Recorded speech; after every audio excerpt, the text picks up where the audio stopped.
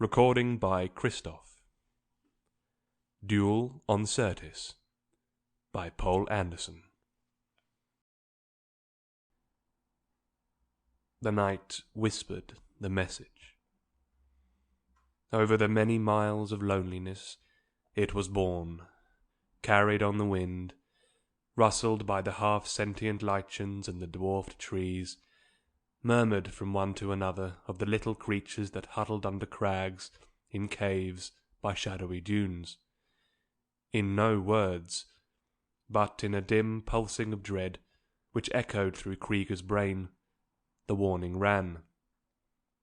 They are hunting again. Krieger shuddered in a sudden blast of wind. The night was enormous around him, above him. From the iron bitterness of the hills to the wheeling, glittering constellations, light years over his head. He reached out with his trembling perceptions, tuning himself to the brush and the wind and the small, burrowing things underfoot, letting the night speak to him. Alone. Alone. There was not another Martian for 100 miles of emptiness. There were only the tiny animals and the shivering brush and the thin, sad blowing of the wind. The voiceless scream of dying travelled through the brush, from plant to plant, echoed by the fear pulses of the animals and the ringingly reflecting cliffs. They were curling, shrivelling and blackening as the rocket poured the glowing death down on them, and the withering veins and nerves cried to the stars. Krieger huddled against a tall, gaunt crag.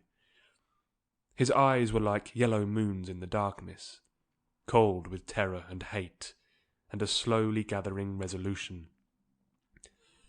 Grimly, he estimated that the death was being sprayed in a circle some 10 miles across, and he was trapped in it. And soon the hunter would come after him. He looked up to the indifferent glitter of stars, and a shudder went along his body. Then he sat down and began to think. It had started a few days before, in the private office of the trader Wisby. "I came to Mars," said Riordan, "to get me an owlie." Wisby had learned the value of a poker face. He peered across the rim of his glass at the other man, estimating him. Even in god-forsaken holes like Port Armstrong, one had heard of Riordan. Heir to $1 million shipping firm, which he himself had pyramided into a system-wide monster, he was equally well known as a big game hunter. From the fire drakes of Mercury to the ice crawlers of Pluto, he'd bagged them all. Except, of course, a Martian. That particular game was forbidden now. He sprawled in his chair, big and strong and ruthless, still a young man. He dwarfed the unkempt room with his size and the hard-held dynamo strength in him, and his cold green gaze dominated the trader. "It's illegal, you know," said Wisby. "It's a 20-year sentence if you're caught at it." "Ah, the Martian commissioner is at Ares, halfway round the planet. If we go at it right, who's ever to know?" Riordan gulped at his drink. "I'm well aware that in another year or so, they'll have tightened up enough to make it impossible. This is the last chance for any man to get an owlie. That's why I'm here." Wisby hesitated, looking out the window. Port Armstrong was no more than a dusty huddle of domes, interconnected by tunnels, in a red waste of sand stretching to the near horizon. An Earthman in airsuit and transparent helmet was walking down the street, and a couple of Martians were lounging against a wall. Otherwise nothing. A silent, deadly monotony brooding under the shrunken sun. Life on Mars was not especially pleasant for a human. "You're not falling into this owlie loving that's corrupted all Earth?" demanded Riordan contemptuously. "Oh no," said Wisby.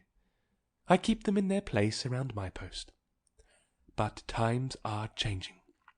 It can't be helped." "There was a time when they were slaves," said Riordan.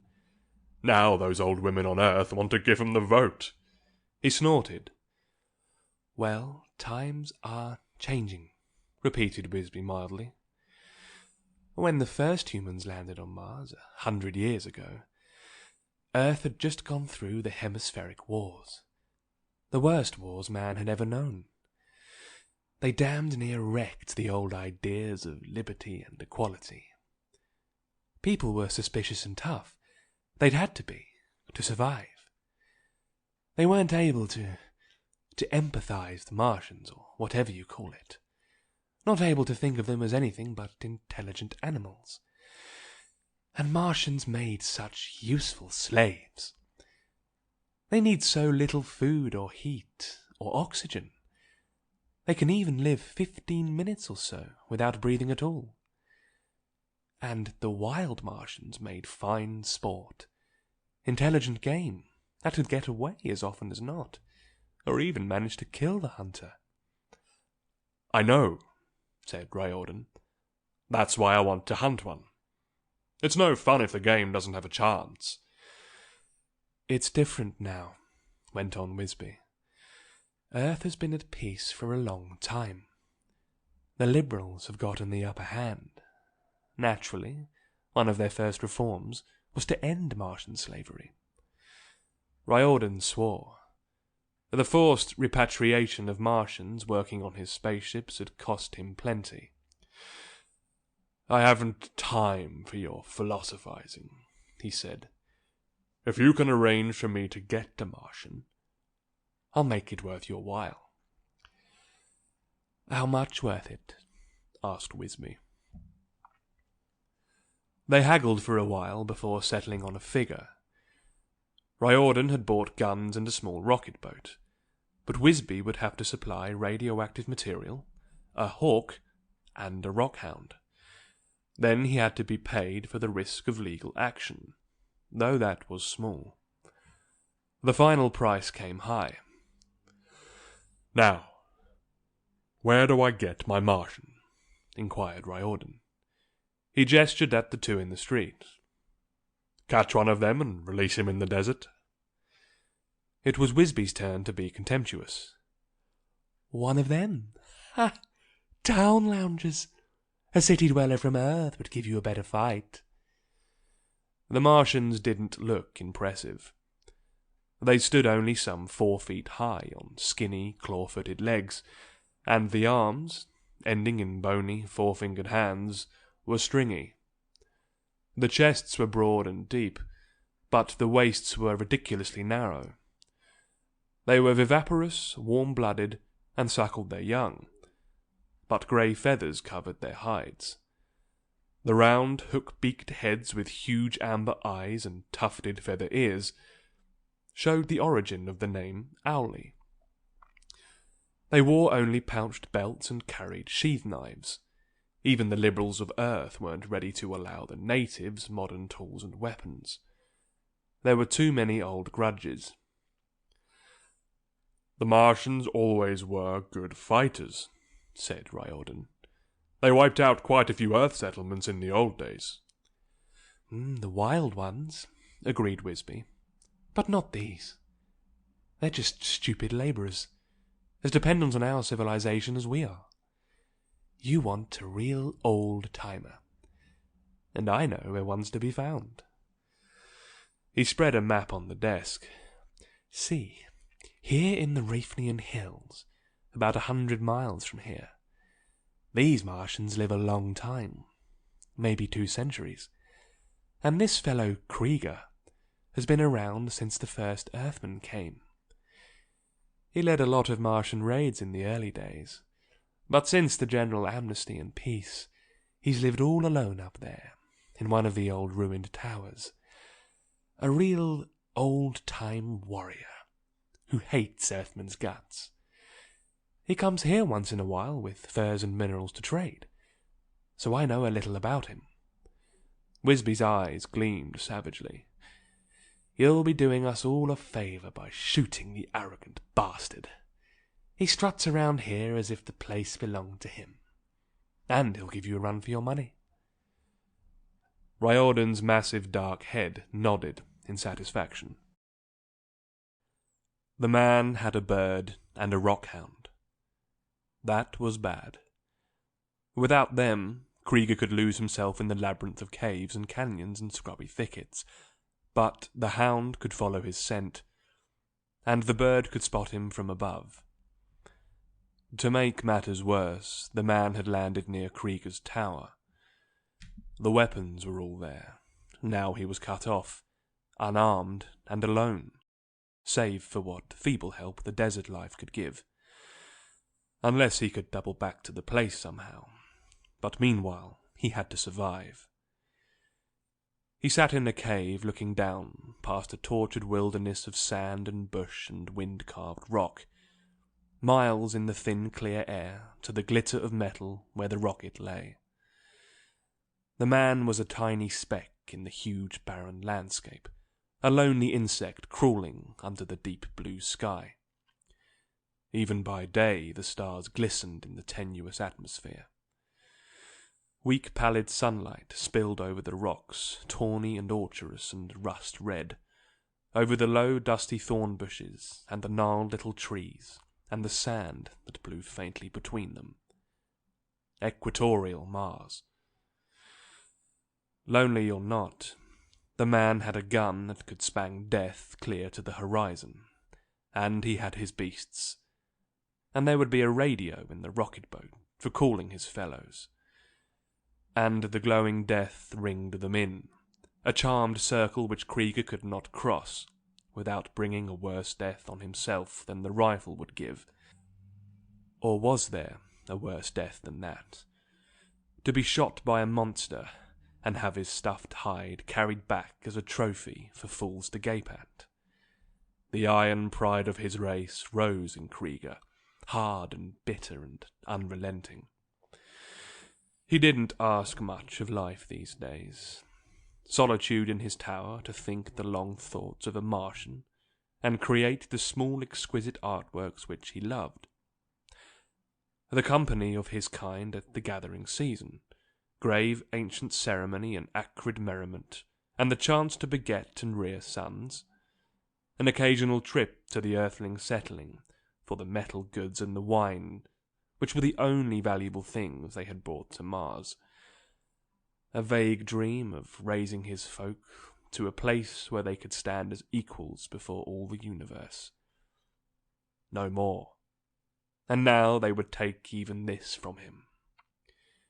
He rasped a curse on the human and resumed his patient work, chipping a spearhead for what puny help it could give him. The brush rustled dryly in alarm. Tiny hidden animals squeaked their terror. The desert shouted to him of the monster that strode towards his cave. But he didn't have to flee right away. Riordan sprayed the heavy metal isotope in a 10-mile circle around the old tower. He did that by night, just in case patrol craft might be snooping around. But once he had landed, he was safe. He could always claim to be peacefully exploring, hunting lepers or some such thing. The radioactive had a half-life of about 4 days, which meant that it would be unsafe to approach for some 3 weeks, 2 at the minimum. That was time enough when the Martian was boxed in so small an area. There was no danger that he would try to cross it.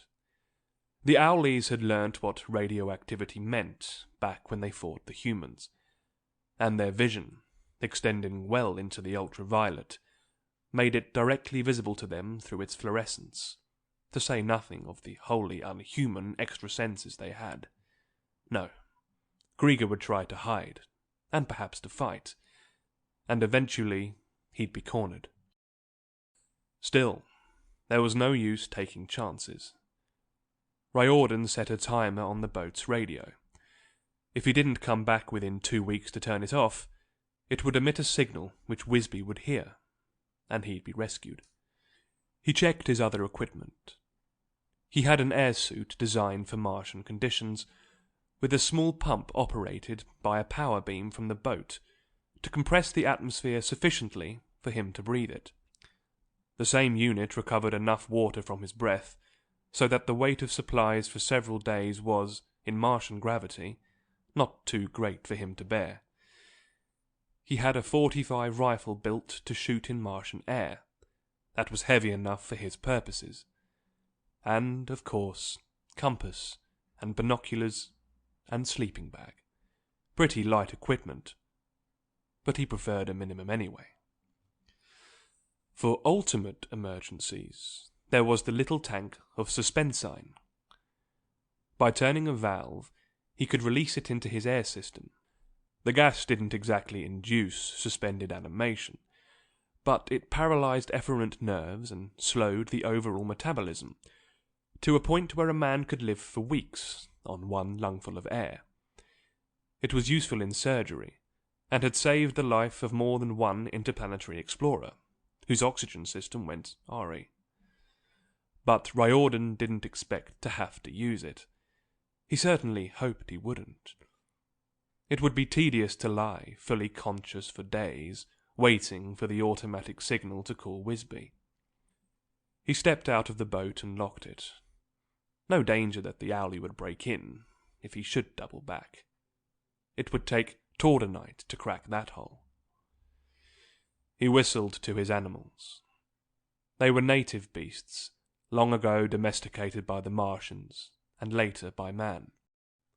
The rockhound was like a gaunt wolf, but huge-breasted and feathered, a tracker as good as any terrestrial bloodhound. The hawk had less resemblance to its counterpart of Earth. It was a bird of prey, but in the tenuous atmosphere it needed a 6-foot wingspread to lift its small body. Riordan was pleased with their training. The hound bayed, a low, quavering note which would have been muffled almost to inaudibility by the thin air and the man's plastic helmet had the suit not included microphones and amplifiers. It circled, sniffing, while the hawk rose into the alien sky. Riordan did not look closely at the tower. It was a crumbling stump atop a rusty hill, unhuman and grotesque. Once, perhaps 10,000 years ago, the Martians had had a civilization of sorts, cities and agriculture and Neolithic technology. But according to their own traditions, they had achieved a union of symbiosis with the wildlife of the planet, and had abandoned such mechanical aids as unnecessary. Riordan snorted. The hound bayed again. The noise seemed to hang eerily in the still, cold air, to shiver from cliff and crag, and die reluctantly under the enormous silence. But it was a bugle call, a haughty challenge to a world grown old. Stand aside, make way. Here comes the conqueror. The animal suddenly loped forward. He had a scent. Riordan swung into a long, easy, low-gravity stride. His eyes gleamed like green ice. The hunt was begun. Breath sobbed in Krieger's lungs, hard and quick and raw. His legs felt weak and heavy, and the thudding of his heart seemed to shake his whole body. Still he ran, while the frightful clamour rose behind him, and the padding of feet grew ever nearer. Leaping, twisting, bounding from crag to crag, sliding down shaly ravines and slipping through clumps of trees, Krieger fled. The hound was behind him, and the hawk soaring overhead. In a day and a night they had driven him to this, running like a crazed leper, with death baying at his heels. He had not imagined a human could move so fast, or with such endurance. The desert fought for him. The plants with their queer blind life, that no earthling would ever understand, were on his side. Their thorny branches twisted away as he darted through, and then came back to rake the flanks of the hound, slow him. But they could not stop his brutal rush. He ripped past their strengthless clutching fingers and yammered on the trail of the Martian. The human was toiling a good mile behind, but showed no sign of tiring. Still Krieger ran. He had to reach the cliff edge before the hunter saw him through his rifle sights. Had to. And the hound was snarling a yard behind now. Up the long slope he went. The hawk fluttered, striking at him, seeking to lay beak and talons in his head. He batted at the creature with his spear and dodged around a tree. The tree snaked out a branch from which the hound rebounded, yelling till the rocks rang. The Martian burst onto the edge of the cliff. It fell sheer to the canyon floor, 500 feet of iron-streaked rock tumbling into windy depths. Beyond, the lowering sun glared in his eyes. He paused only an instant, etched black against the sky, a perfect shot if the human should come into view. And then he sprang over the edge. He had hoped the rock hound would go shooting past, but the animal braked itself barely in time. Krieger went down the cliff face, clawing into every tiny crevice, shuddering as the age-worn rock crumbled under his fingers. The hawk swept close, hacking at him and screaming for its master. He couldn't fight it, not with every finger and toe needed to hang against shattering death. But he slid along the face of the precipice into a grey-green clump of veins, and his nerves thrilled forth the appeal of the ancient symbiosis. The hawk swooped again, and he lay unmoving, rigid as if dead, until it cried in shrill triumph and settled on his shoulder to pluck out his eyes. Then the vines stirred. They weren't strong, but their thorns sank into the flesh, and it couldn't pull loose. Krieger toiled on down into the canyon, while the vines pulled the hawk apart. Riordan loomed hugely against the darkening sky. He fired once, twice, the bullets humming wickedly close, but as shadows swept up from the depths, the Martian was covered. The man turned up his speech amplifier, and his voice rolled and boomed monstrously through the gathering night.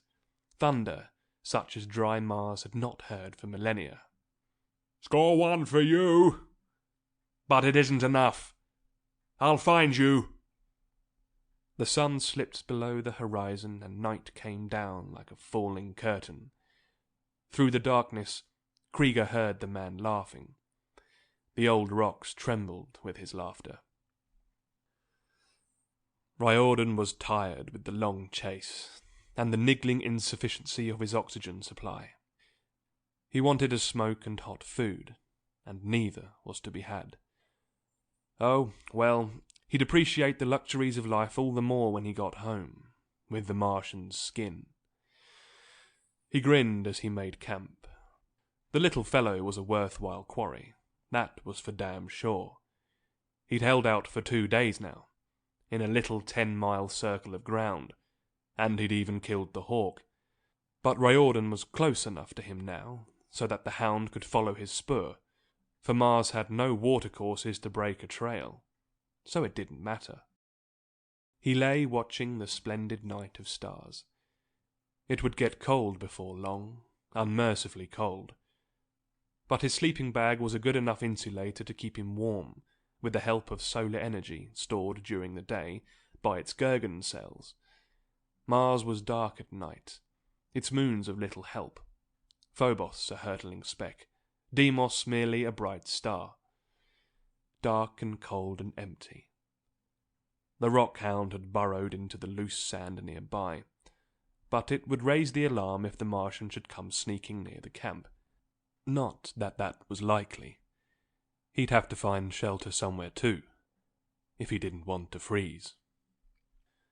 The bushes and the trees and the little furtive animals whispered a word he could not hear, chattered and gossiped on the wind about the Martian who kept himself warm with work, but he didn't understand that language, which was no language.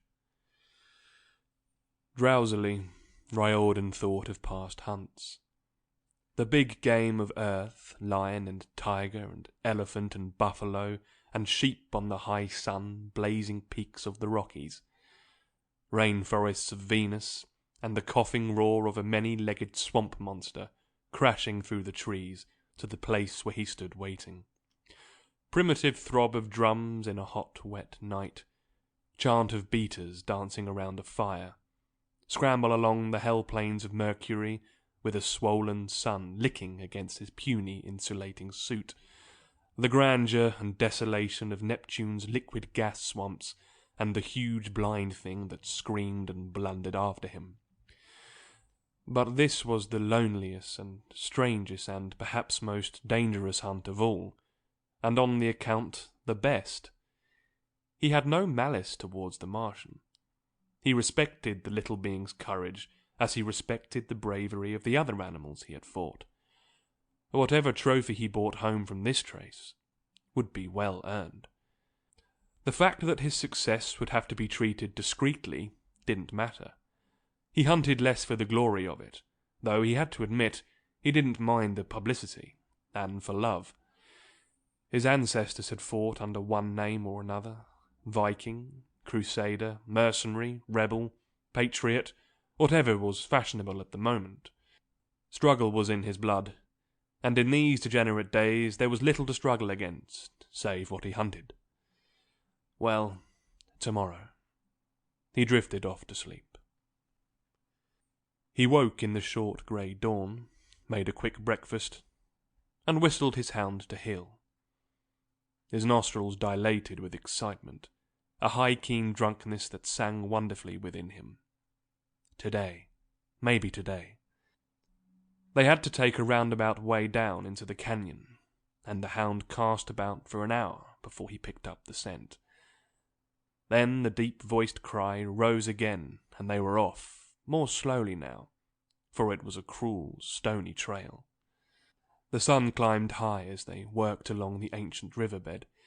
Its pale chill light washed needle-sharp crags and fantastically painted cliffs, shale and sand and the wreck of geological ages.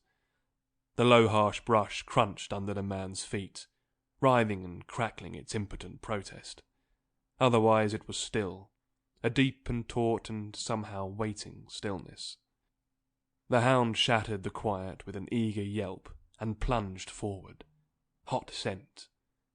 Riordan dashed after him, trampling through dense bush, panting and swearing and grinning with excitement. Suddenly the brush opened underfoot. With a howl of dismay, the hound slid down the sloping wall of the pit it had covered. Riordan flung himself forward with tigerish swiftness, flat down on his belly, with one hand barely catching the animal's tail.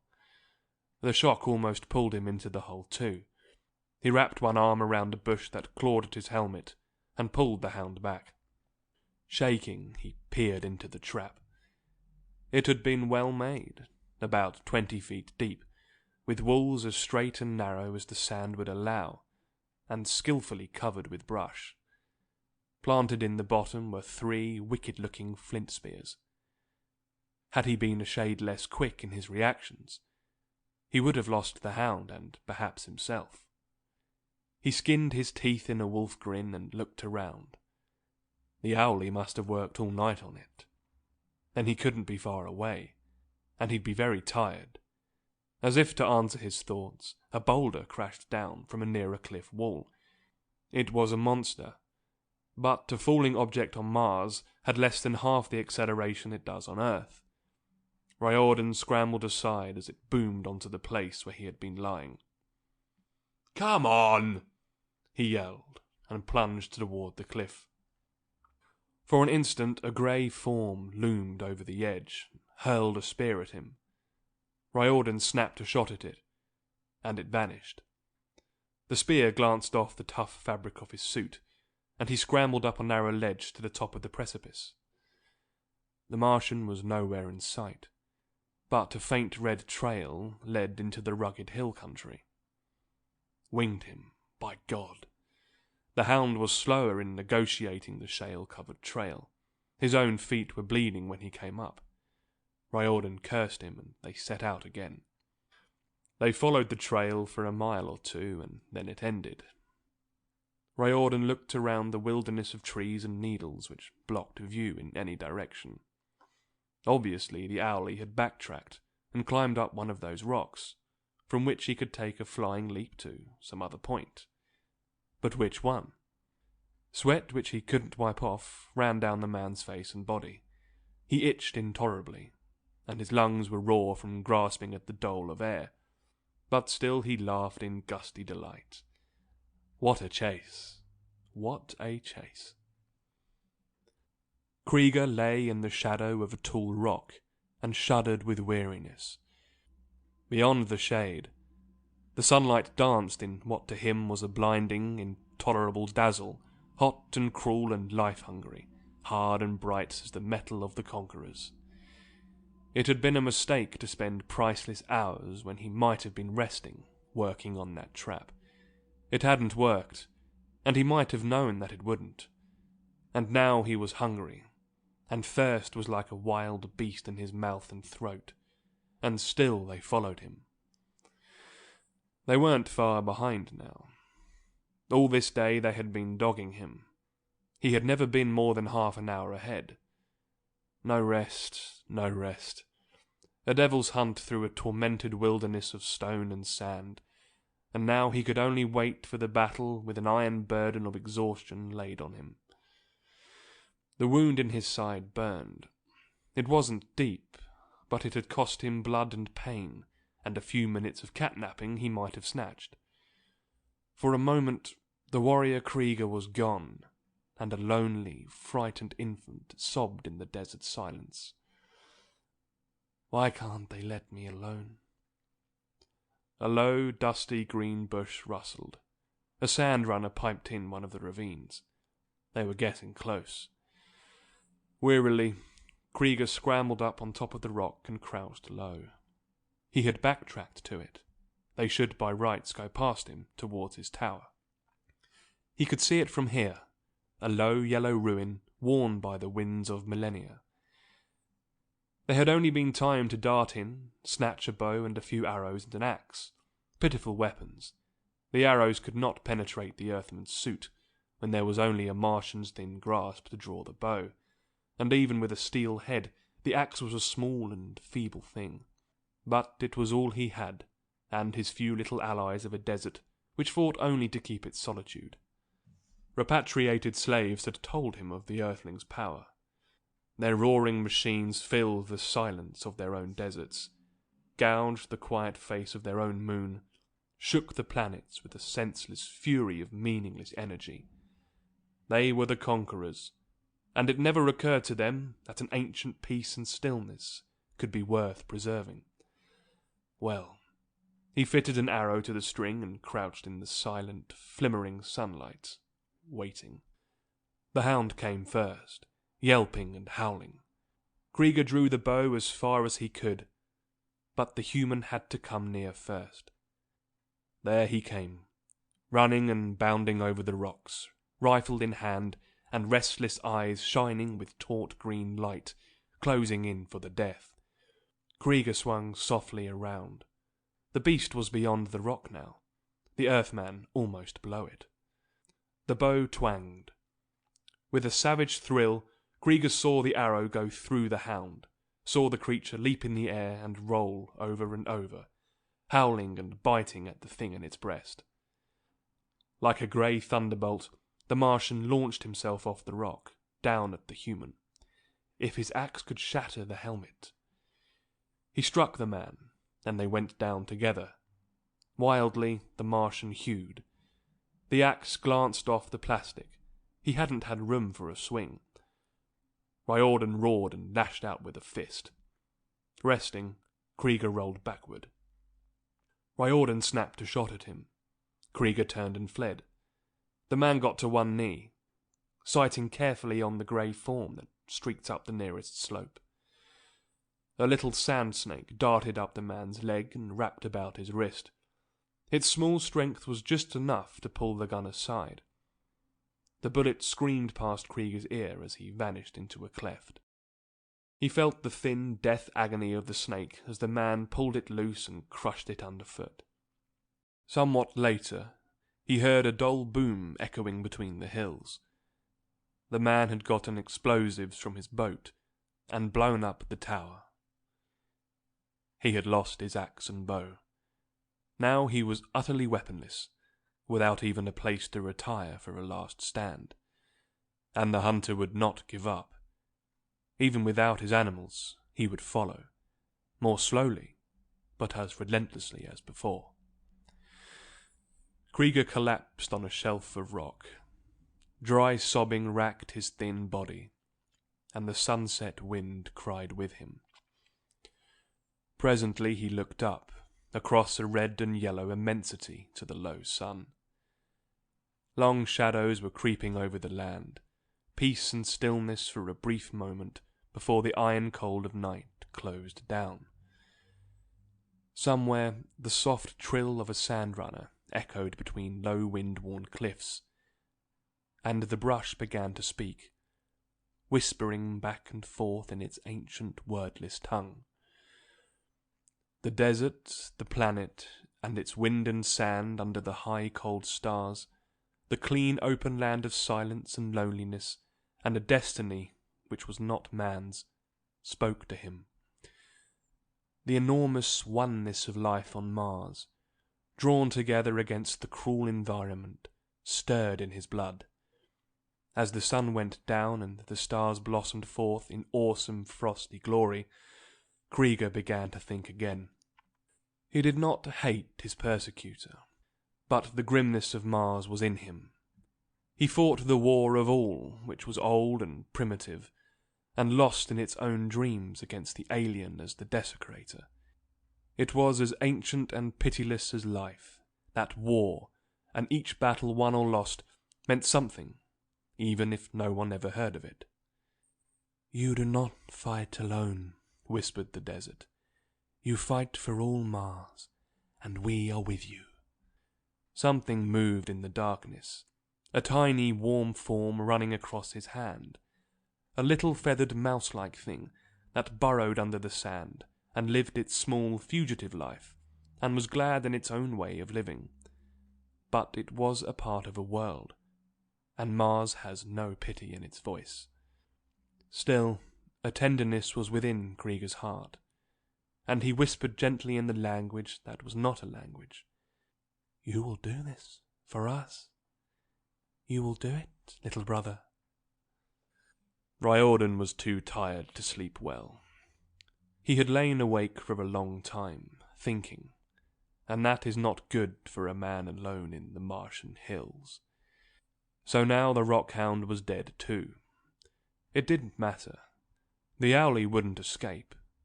But somehow the incident brought home to him the immensity and the age and the loneliness of the desert. It whispered to him.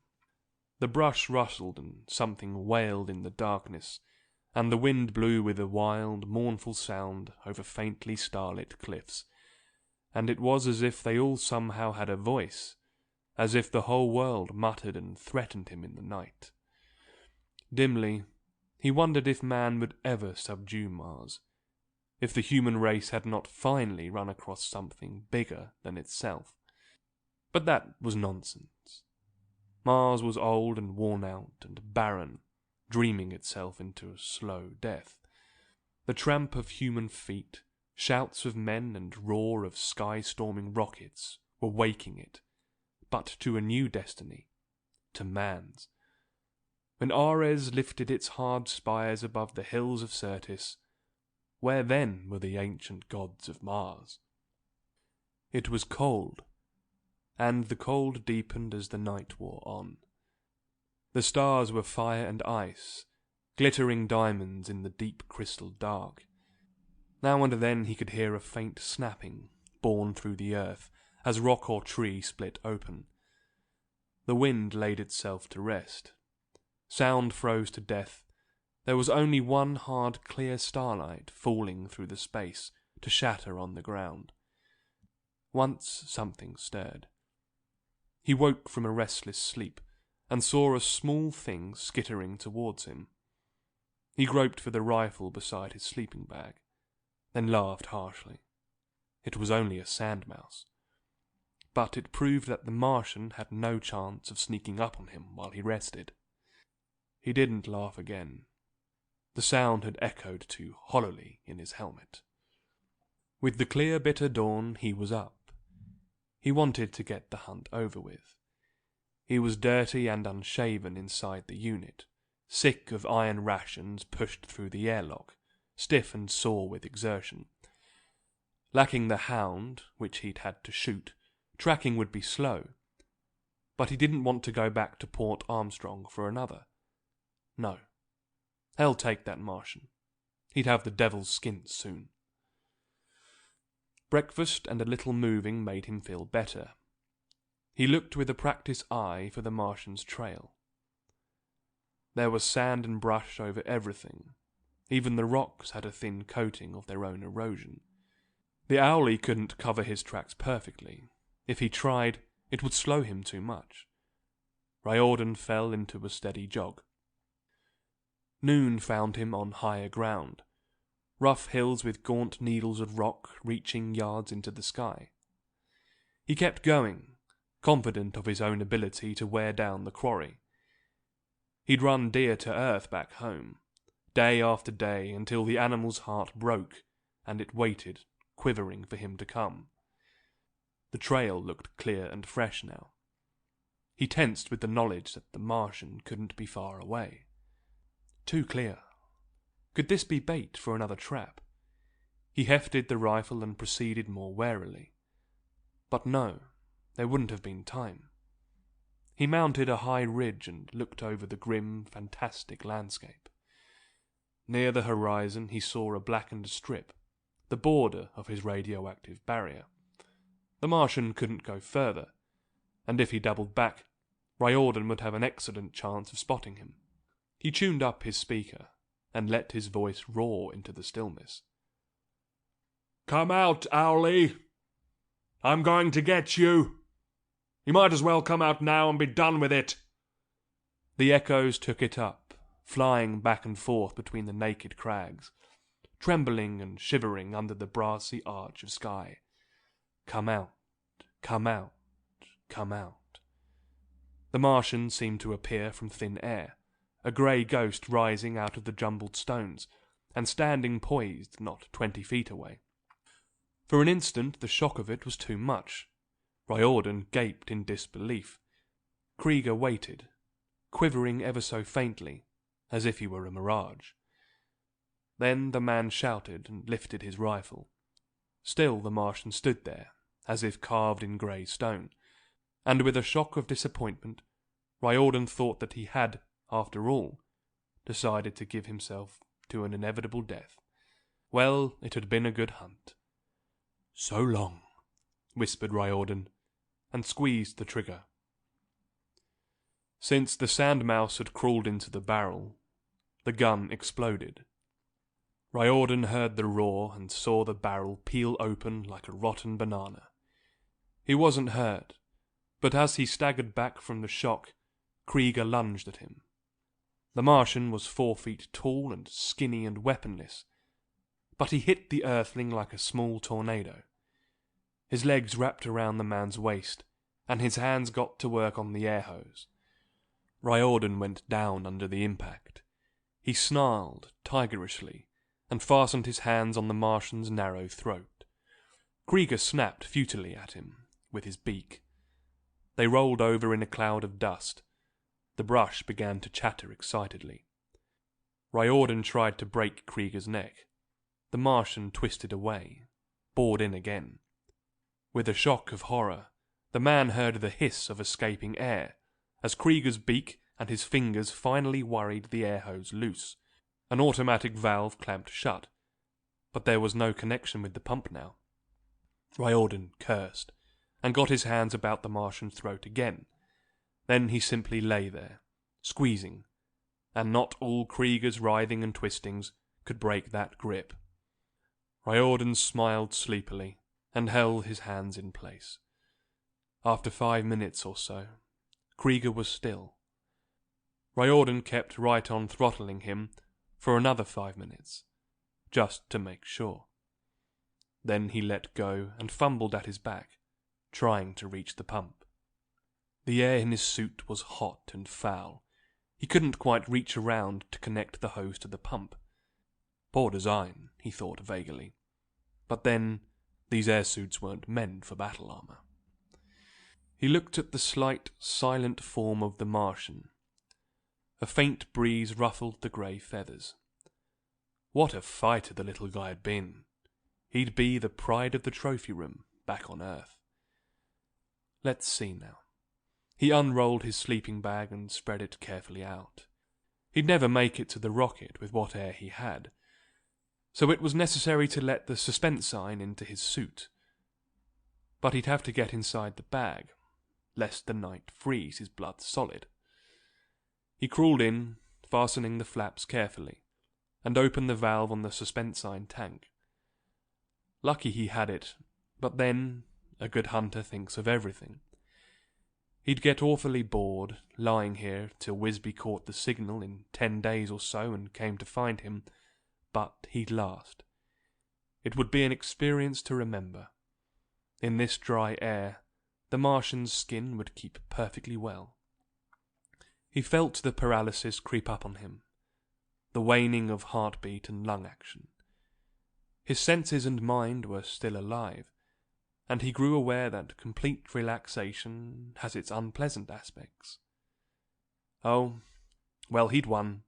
He'd killed the wiliest game with his own hands. Presently, Krieger sat up. He felt himself gingerly. There seemed to be a rib broken. Well, that could be fixed. He was still alive. He'd been choked for a good 10 minutes, but a Martian can last 15 without air. He opened the sleeping bag and got Riordan's keys. Then he limped slowly back to the rocket. A day or two of experimentation taught him how to fly it. He'd go to his kinsman near Syrtis. Now that they had an earthly machine, and earthly weapons to copy. But there was other business first. He didn't hate Riordan. But Mars is a hard world.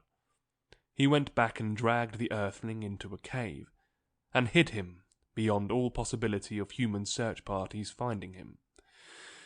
For a while he looked into the man's eyes. Horror stared dumbly back at him.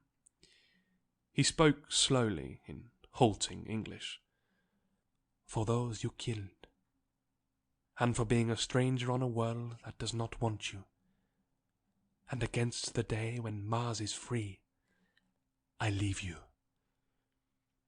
Before departing, he got several oxygen tanks from the boat and hooked them into the man's air supply.